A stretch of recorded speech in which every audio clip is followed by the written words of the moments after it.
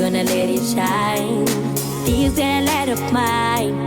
I'm gonna let it shine. To another level, a great eye. To another level, a great eye.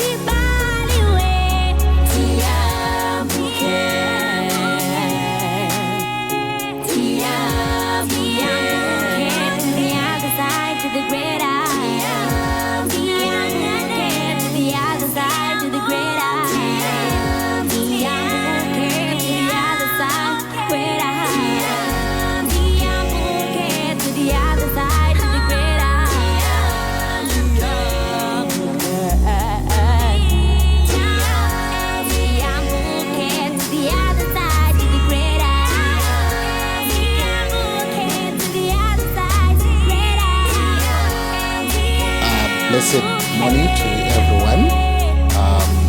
We thank God for this day. And what a privilege, what an honor that I stand before you, having been given this opportunity by my parents, Bishop Pride Sibia and Mama, to minister and to share the word of God at this wonderful virtual conference. I thank God because of their lives. I thank God that I am part and parcel of this wonderful ministry, and I'm a son to Bishop Sibia and Mama. I also want to take this opportunity to greet all the servants of God of the house, all the pastors in the ministry, all the overseers, and all the bishops. I thank God that we are here by the grace of God. And this is a wonderful day. And my assignment today is a very simple one. I'm going to be sharing a word that I believe will empower us, will help so many of us in ministry. And the topic that I'm going to be sharing with is going to be centered on legal assurance as the wisdom for success in conquering or in succeeding over the 7 mountains of influence. So we are going to talk about the legalities, to talk about legal assurance, to talk about the things that we need to have, the things that are essential in as much and in as far as compliance is concerned as we move in this season where we are saying, God, give me this mountain. So I'm going to be centering my message on that. To begin with, let me just introduce myself by starting with a saying that is so important to all of us. And it goes like, every time that there is a change in the law, the world changes with it. Therefore, anyone who ignores the law ignores it at their own peril. What a powerful statement. Every single time where you see a change in the law, a change in the national laws, a change in the laws regarding or that governs any organization, any movement, any ministry. The moment there is a change in the way things are being done in that institution legally, then there is an evolution taking place. And those who ignore such changes, they do it to their own disadvantage. In other words, they will become redundant, and at the end of the day may cry foul, may then end up saying people haven't been fair with us, or that the system has ill-treated me. But the problem is not with the system. The problem will not be with the people. It's not like people hate you, but it's because you failed to change with the changing times, especially the changing laws.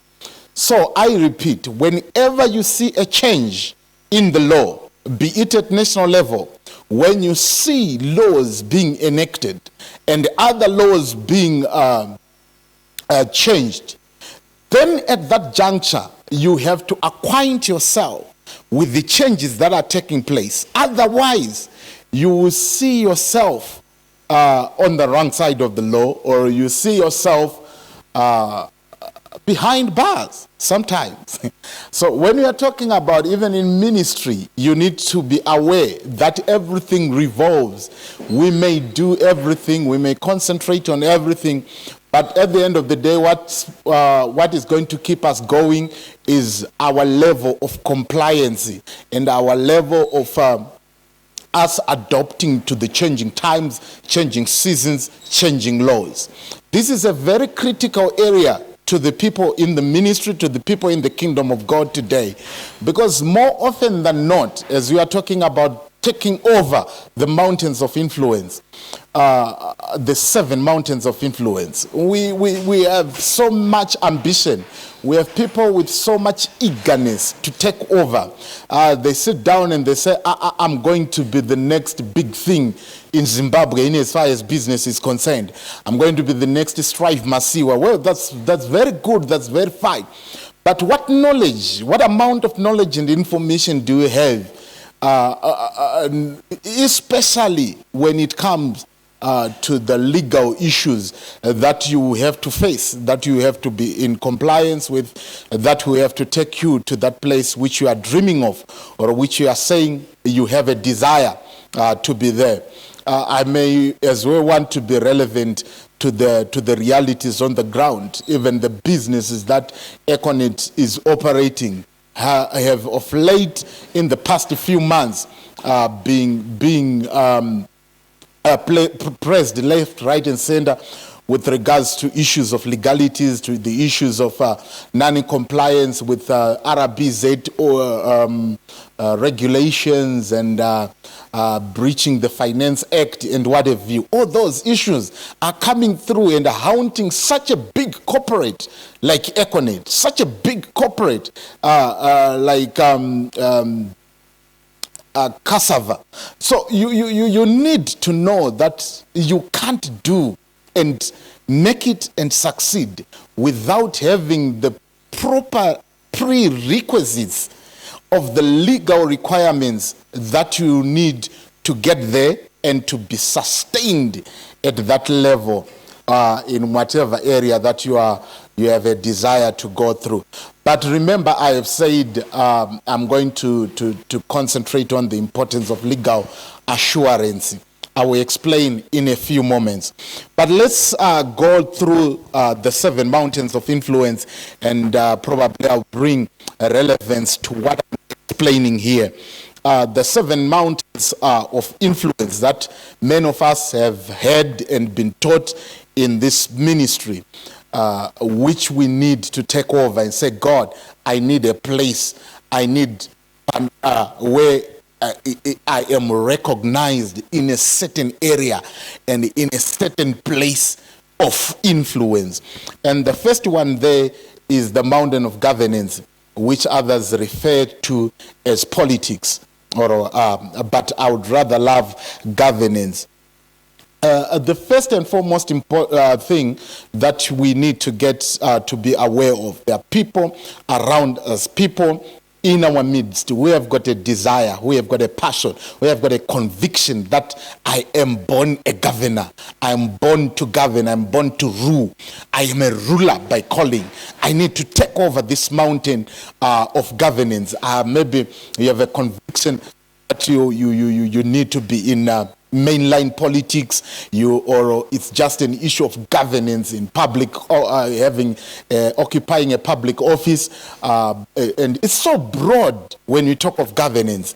When you are allocated, or when you are positioned in a place where you are supposed to distribute, govern, and see to it that resources are distributed to the people equally and equitably. When that happens, when you are in such a position, you are in a position of governance. So it doesn't only apply to mainline politics, but you can be in governance in local government, which is a quasi-government body. You can be in any quasi-government body that is there and still governing. You can be a district administrator. You are in a position of governing.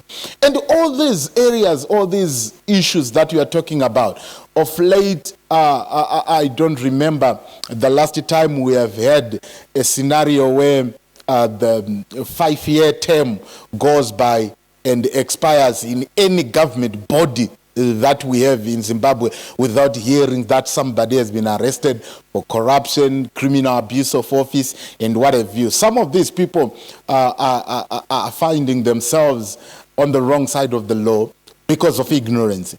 So you need to be aware. You need to know there are things that you can't do.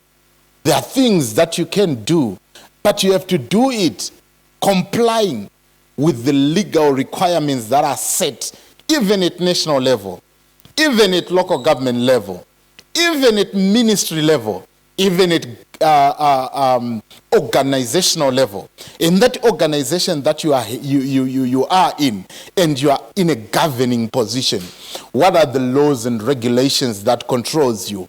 What are the things that you are not supposed to do? And what are the things that are expected of you to do? What is the wisdom that you are applying in order to make sure that you won't be found wanting at the end of the day? So you can only govern using rules, laws, norms, regulations. For without such, you'll be found at the wrong side of the law. This is basic, it's normal. Even God himself, when he instituted the nation of Israel, one of the fundamental things that God started to do before even they could reach the promised land was that God started to give them laws, rules, regulations, and social norms to live by. Because without such, people becomes ungovernable. For without a law, people will be ungovernable. Everyone will do as they so wish. So there is need for these rules, norms, regulations, and laws to be in place. Even in your organization, maybe you are going to be the pioneer of that institution or of that organization. Still, you are and may be in the realm of governance. You need to do this properly and above board, so that at the end of the day, you establish something that will outlive you. If we don't do that, we run the risk of dying with everything, because everything will be starting with you and ending with you. Unless we put in place proper structures, proper rules, proper laws, and proper regulations to govern our institutions, then we are not going anywhere. Then we cannot take over the mountain of governance. So even at institutional level, at ministerial level, at national level, these are the things that we need to acquaint ourselves with and know that there are laws. If we become ignorant of the law, you'll be arrested. You'll see yourself behind bars. I may not be at liberty to share certain names of people who are right now behind bars because of politics, because of governance. And sometimes you look at it and say, well, there was lack of wisdom there. In as much as we may blame the arresting authorities and what have you, but some of the things and how they are done is a clear indication that there is lack of legal wisdom in these actions. So what we are saying here is you need, as you are going towards or working towards equipping yourself, rising up to take over the mountain of governance, you can't do without knowing and having the legal assurance that will keep you in the right track. That's legal assurance for you. So I'll move quickly and talk about the second mountain of influence, which is media. Media. This one is just too many legalities. There are laws both for your personal protection and information protection. Because you need to know, in the nation of Zimbabwe, what are the laws that govern the media houses? What are the, recently we are now having something so new in Zimbabwe called cybercrime. You know, so you may be there and say, this is my area. I want to take over media. I want to be so influential and build a name and a brand. But for you to do that, I said it's in twofold. Personal protection. You need to be protected, lest you be prosecuted.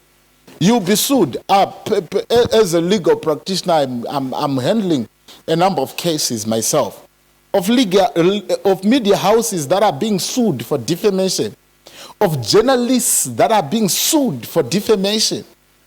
Some are being sued for millions.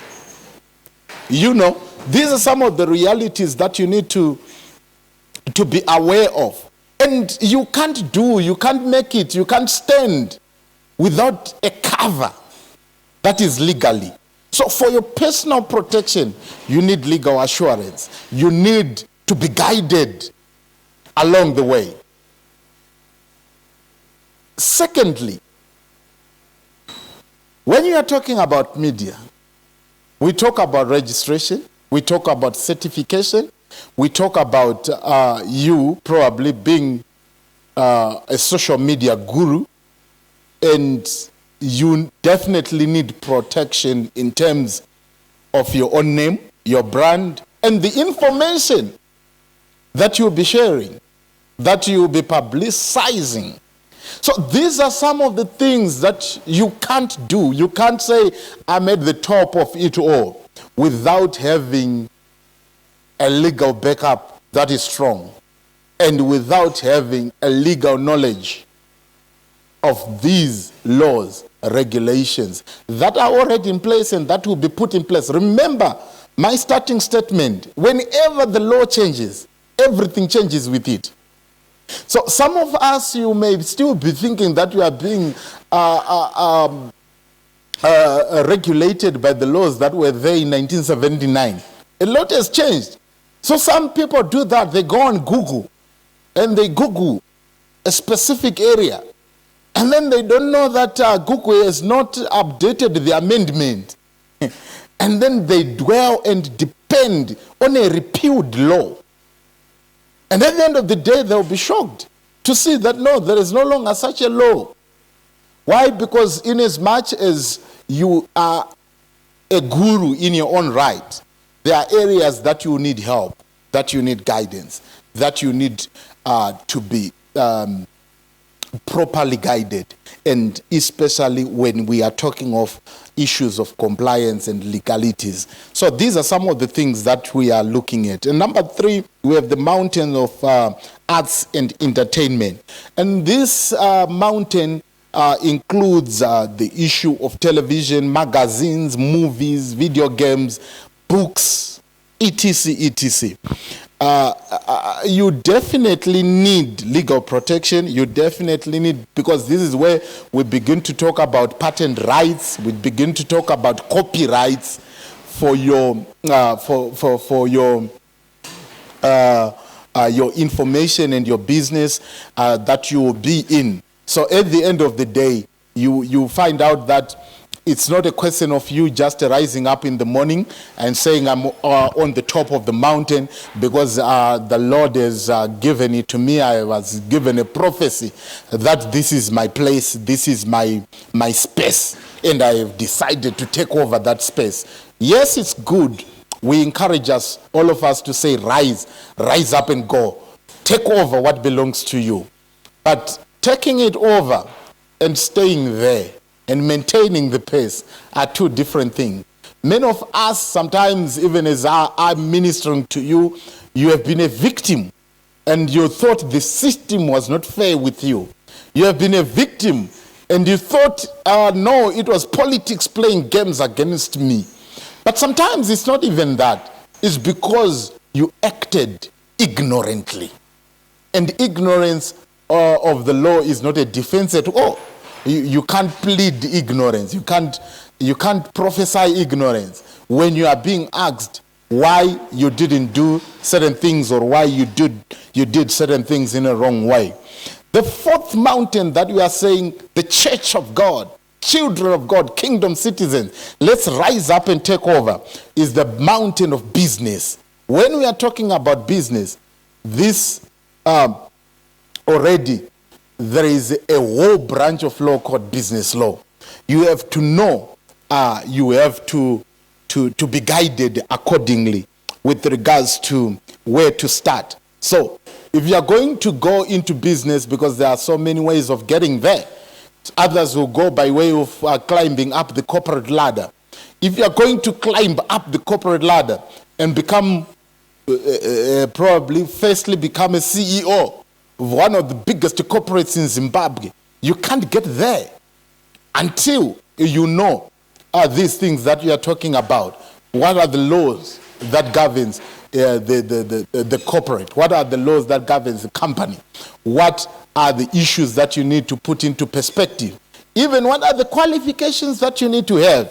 So these are some of the things that we are talking about. If you are going to start as an entrepreneur, going into business as an entrepreneur, you need to know what are the issues, the red tapes that are there along the way, the registration process, compliance with local authorities, compliance with the national laws. What kind of an entity am I going to build? The issues, I was talking to a certain man of God just a few minutes ago, advising me about the changes, the announcements that were being made by Zimra to corporates, including small to medium enterprises, to the effect that if you are transacting in your business using USDs, so you have to pay your taxes in US dollars. Somebody is not even aware about that. And they will only become aware when they are hit with a $50,000 fine by Zimra. And your business is only $20,000. It's worth $20,000. And Zimra will demand $50,000 from you. What does that mean? It means you are liquidating and you are going to be in debt. So these are some of the things that we are talking about. You can't just go into business without knowing that Zimra would want you to pay taxes. You can't just begin to employ people around without knowing the labor laws that will govern you. That how are you going to regulate your employees? How are you going to pay them? One of the funny things that I always encounter as a labor practitioner is employers who don't even give their employees contracts of employment, but they continue to pay them. Sometimes surprisingly even using Eco Cash or a bank transfer.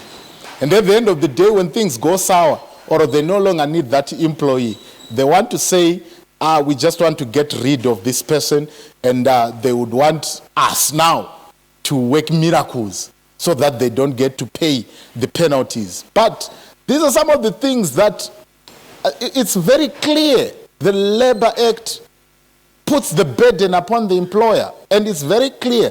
Employer is duty bound to provide those things that are necessary, including a contract of employment. That is very specific, whether it's a permanent contract, it's a fixed term contract, it's a casual contract, whatever the contract it is, but it has to be written. The remuneration has to be there, and you can't unilaterally change that. So we have seen entities closing down, closing shop, because of 3 employees who would have just risen up and say, no, we have been shortchanged. Now we need our dues. And then the whole entity goes down because of 3 employees who would take all the money, and all of a sudden the business is broke. It's pathetic.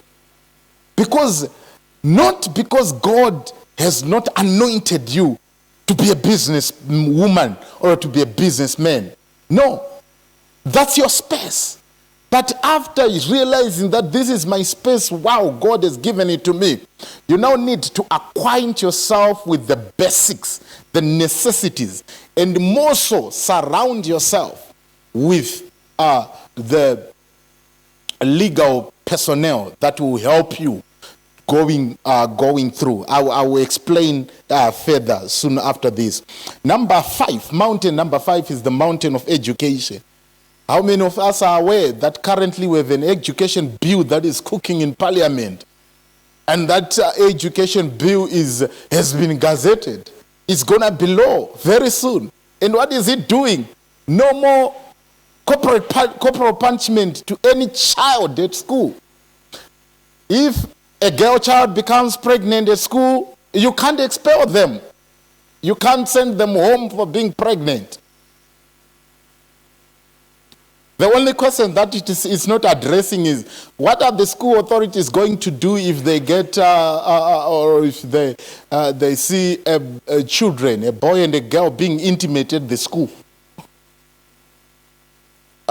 Can they expel them, or they can't?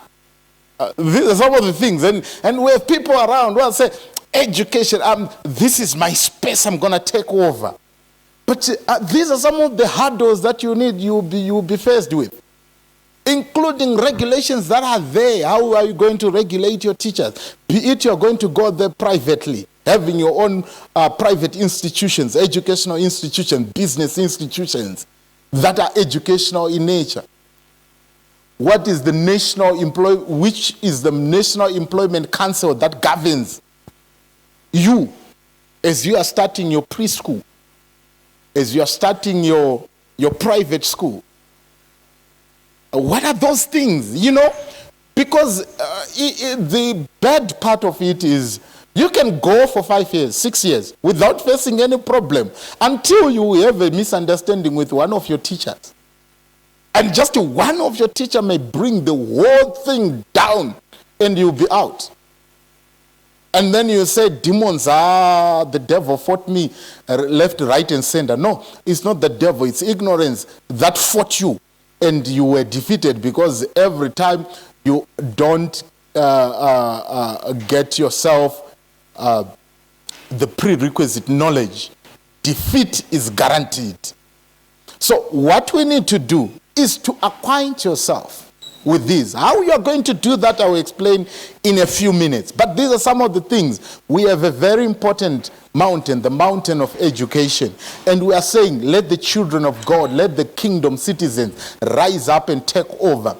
We are praying. We need, in a few probably years to come, a God-fearing minister of education, minister of higher and tertiary education, minister of secondary and primary education, and to influence this. What are the laws that are there? What are the requisites that are there to get you there? These are some of the things that are very important. Number 6, we have the mountain of religion. The mountain of religion here. Let me just be quick and say, what is the national legal position with regards to religion? Such a position will not change unless there is a change in the law. So Some of us, we say we want to take over. The mountain of the Lord's house shall be established above all the other mountains. That's what scripture says. And we say we are born to do this. We are born to be pastors, to be bishops, to be apostles, and take the church of God further, far and higher. Fair and fine and very good. For you to be there and to be there, sometimes it's not easy. It's not that difficult. But for you to sustain yourself up there is the issue. Sometimes you have people who will help you. Even politicians with evil intent can come, help you up the ladder. And you get there and all the attention, media and everyone is on you. And then they will help you also to create a scandal. And then in a moment you are down and out. Sometimes. Very painful. Very painful every time you read this, the press nowadays. It's rare not to see a religious institution, especially the church, on the wrong side of the law. Paying bribes. Trying to get land by illegal means, being nabbed in corrupt activities. And it's bringing the name of God into disrepute. Yet, we have people around. We have legal gurus around. We have information at our disposal, right there before us, which can guide us and show us the way. That no, legally we will be found wanting if we take this route. You know, there is a case that I like so much, which I believe it's a decided case with the court. Back then, I think around 2007, thereabout, where there was a client, there was a person who did not comply with a directive to go to court. And then when inquiry was being made, the person clearly told the court that I did not comply with the order because my lawyer advised me that it was not necessary.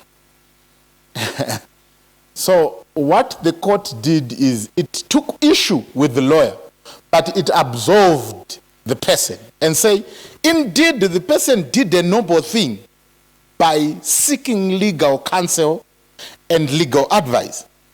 So we can't blame the person for seeking legal counsel and legal advice.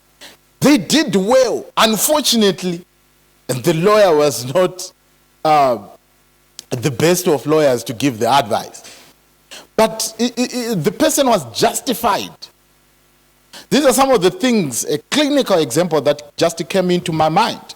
To say there are some things that we are being blamed of, and the church of God is being blamed of, when they can shove that burden away from themselves and simply say, we have got legal assurance. And all these are legal matters that will be handled by our legal team, that will be handled by our legal consultants, that will be handled by our legal aid society. Something like that, something so simple. And at the end of the day, I'm saying these are some of the challenges that may hinder us or may hinder you from taking over your mountain, the mountain of religion. Number 7, the mountain of family. Family starts with marriage. And currently, how many of us are aware that there is a marriage bill in Parliament? It's cooking. It's almost a law. It's going to be enacted into a law. And guess what? It's changing the whole discourse of marriage in Zimbabwe. It's going to merge what are called civil laws and customary laws and what they have decided to call civil partnerships. What we usually call in Zimbabwe, kuchaya mapoto. Just two people living together. There are limited circumstances when that is going to be treated as a valid marriage. Just a few days ago, a few months ago, there was outcry over this marriage bill when somebody posted on social media that the government has banned the payment of lobola. Of course, it was not true, but I was shocked with the reactions, how people reacted to that post. And I remember telling some people that, you know what, the pronunciation by the law governing bodies that the payment of lobola is no longer a legal requirement was done in 1984. And we're in 2020 and people are not aware that it's not mandatory to pay lobola for you to have a valid marriage. From 1984 to 2020, many people are not aware of the current position of the law. And guess what? It's about to change again. You did not know the previous position. You are not aware of the current position. And it's about to change into something else. When are you going to catch up? And you stand and say, we want to possess the mountain of family. I'm going to be the person who will unite the rest of my family. How are you going to do that? How are you going to do that? To what extent are you aware of the laws with regards to divorce? Are you aware of that there is something called Legal Age of Majority Act? Are you aware of the legal age of consent in Zimbabwe? Because if you are not aware, you are going to say, for the sake of peace, my brother is impregnated a 12-year-old. For the sake of peace, we will pay lobola. You will get arrested. Because you are propagating, you are pushing for an illegality, something that has been criminalized by the courts. So your intentions are well meant. You mean to do good. You mean to unite your family. You need to build a united front. And it's in you. But still, with a good intention and good faith, you may find yourself joining the MP. It's very possible. But God forbid. Why? Because of this conference. You need the problem that I'm addressing, because the mountain family is the 7th, which is the last that I wanted to address. All along, you know what, legal advice, legal consultation, or having a lawyer have always been treated by many of us as a want as opposed to a need. So the reason why it's a bit difficult for those in the legal field to make money is because they can only make money when there is a crisis. It's not because you really want a lawyer, but because you have been found at the wrong side and you are facing jail. So you'll be forced. You don't take money from your disposable income. You don't take money from your extras to pay for legal advice, to pay for legal consultation, or to pay your legal practitioner. You sacrifice your car. You sell a house to get your freedom. So the problem is we are reactionary. We are waiting until a crisis strikes so that we say, let's run. Listen, even lawyers are not miracle workers. When you mess things up, there are times personally as a lawyer, I've lost clients. By the time they come, they say, we will pay you big. We just want you to. And they would have started the process all by themselves, thinking that they are going to succeed. The time they realized, it's not coming out, they now come to you with something that cannot be resurrected. It's dead and buried. You can't. And then I'll tell them, no, what we need to do is to withdraw this thing, and you are going to pay the person whom we are fighting with for wasting their time, defending things in a wrong way, and we would start afresh. So the person would then say, I have already lost money. You want me to pay again? Then the person I'm in a battle with, and then I'll come and pay you again. That's too much. Then I say, but that's the only way out. Because you decided to be reactionary, you decided to, as an afterthought. So ignorance is expensive. If we want to build something that will outlive us, something that will be a going concern, standing for generations, it's high time that we take legal assurance as a need, as something that you will go for before you start. What do I mean? You are going for the mountain of business, and you're saying, I want to start a business. You go for business consultation, you go for prayer from your pastor or bishop before you start, right? By the same token, before you start, after going there, because it's good to go there, after going up the mountains and pray, after having the conviction that I need to do this, after being laid hands on, after taking notes on how to run a business, after doing that, before you start the business, go for legal advice. Go for legal, go with your business concept to a legal consultant. Sit down and pay for those services. But the same token, even when you go for prayer because you want to get into business, we may not say pay, but appreciate. Do something, right? So that you put value in what you are getting yourself into. Okay? So you don't start on the wrong side. You get guidance from the onset. And then you are compliant as you will be going forth and going forward. Somebody came to me one other day and said, I registered my company some 5 years ago. Now I want to transact and do business with government and what have you. I need you to help me get a tax clearance. And I said, for 5 years, you did not get a tax clearance. And then they said, yes, I didn't, because the company was just, it was not operational. The law doesn't care.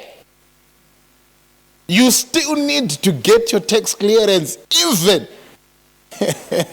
when you're not operating. You can't go and tell Zinara that my car was just parked for the past 3 years. So I just need an update of my insurance. They will say, no, you pay, not only pay, but with a fine. The law is stubborn. But I'm surprised that everybody knows how stubborn the law is.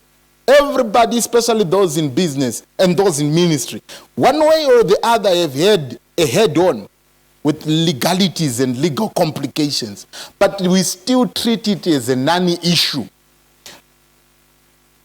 Ladies and gentlemen, we have numerous, endless examples of people whom we said at one time they have made it. But in a split of a second, it was gone.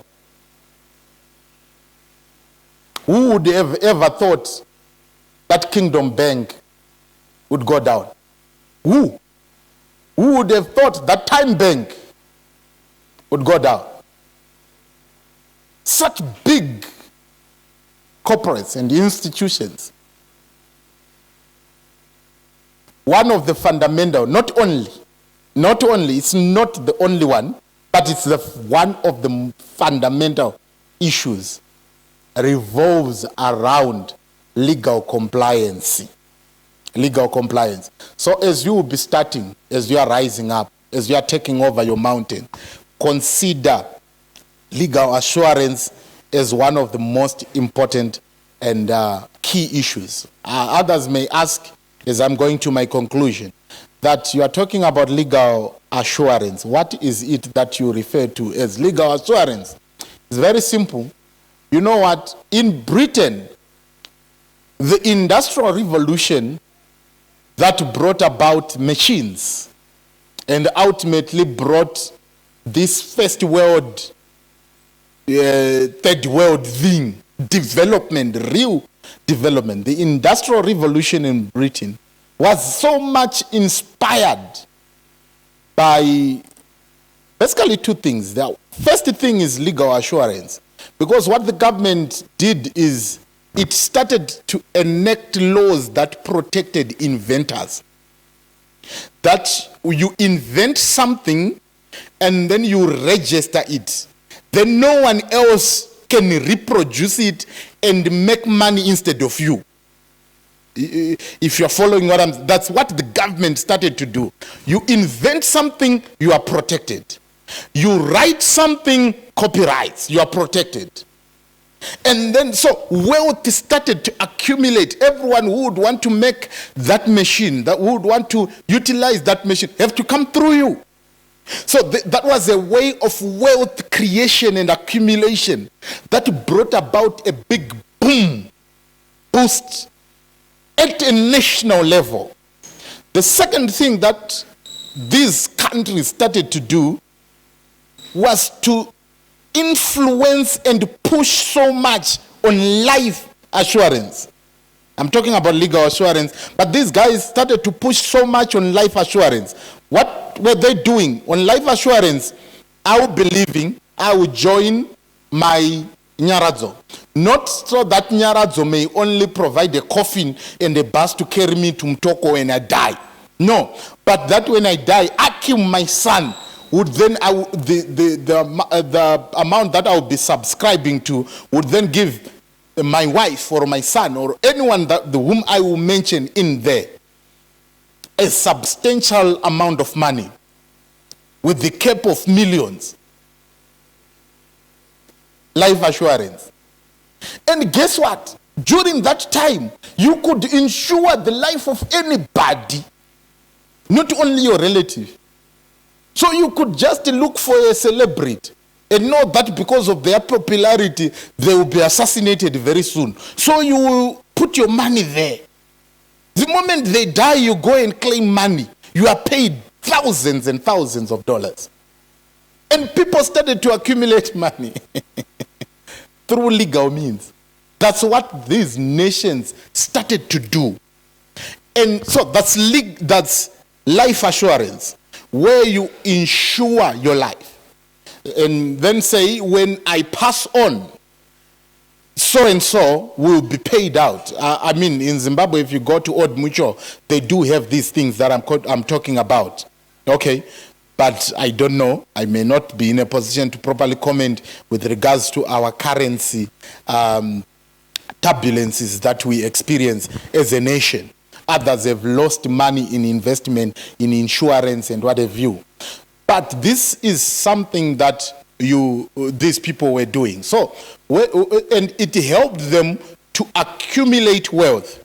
Now, I'm bringing in not the concept of life assurance, not the concept of those property rights protection, which saw the boost in Industrial Revolution. No, I'm talking about legal assurance in its totality, whereby you are legally protected, okay, in the event of an illegality befalling you, or in the event that you need legal guidance, you need legal counseling, you need legal advice, you need legal representation. You need somebody to go to court with. Sometimes it's not like you need someone to go to court with, but you just need to know. I want to register a company. I'm being told that there is a PBC. What's that? And what are the advantages? How do I go about it? I want to register a family trust so that I put my properties in there. What are the advantages? To what extent will my property be protected? I want to do this and that. We want to do this as a ministry. We want to invest in there. And so you go for legal consultation. You consult your legal consultants, they sit you down, they advise you, you then make an informed decision. That's legal assurance, right? Legal advice is sometimes when you inquire or you don't even need to inquire. Somebody just comes and give you advice. Do it this way. Are you thinking of doing it this way? Have you heard that there is a change in the Labor Act? Have you heard that there is a change in the registration requirement? Have you heard that churches are now being regulated differently? That's legal what? Legal advice. So my point, I'm saying you need to be covered in total when it comes to legal issues. So what am I saying? I'm saying your ministry needs legal assurance. Your family needs legal assurance. Lest you work, build, put wealth in place for your family, for your children. The moment you die or something happens to you, it goes with you. It's destroyed. It's taken over by people. Land grabbers will come and property grabbers will come and grab everything. And your children may be destitute when you would have worked very hard. So it's a need.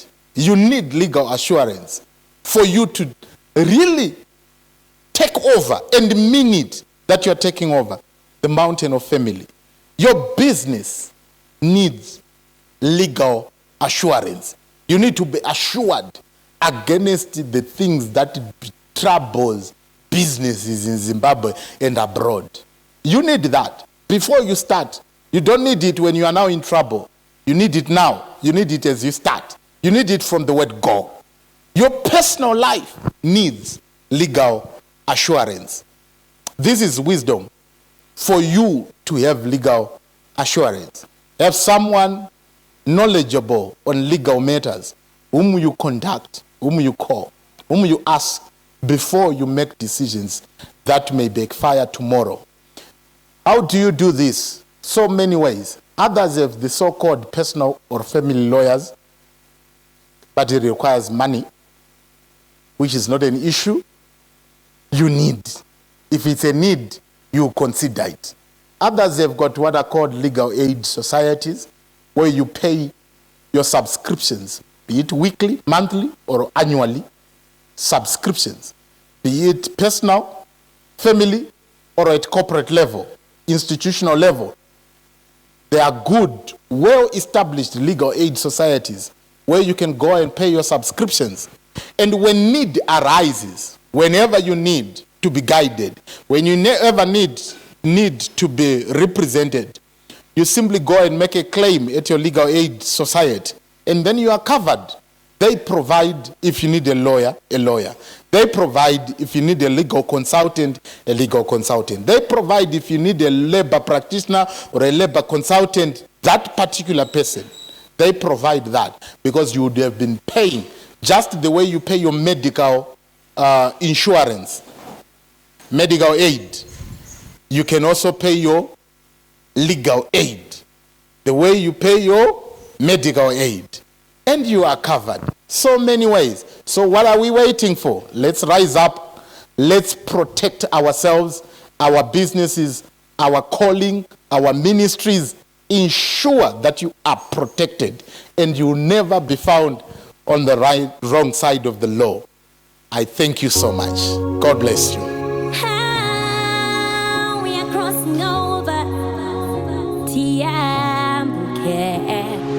This great light of mine, I'm gonna let it shine. This great light of mine, I'm gonna let it shine. To another level, a great eye. To another level, a great eye. To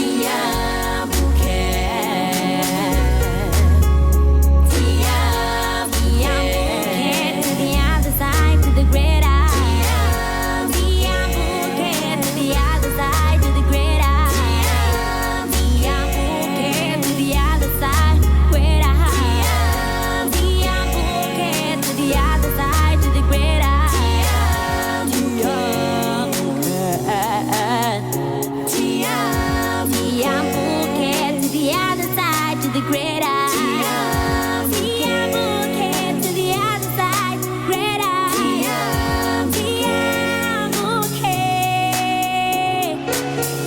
you gotta give.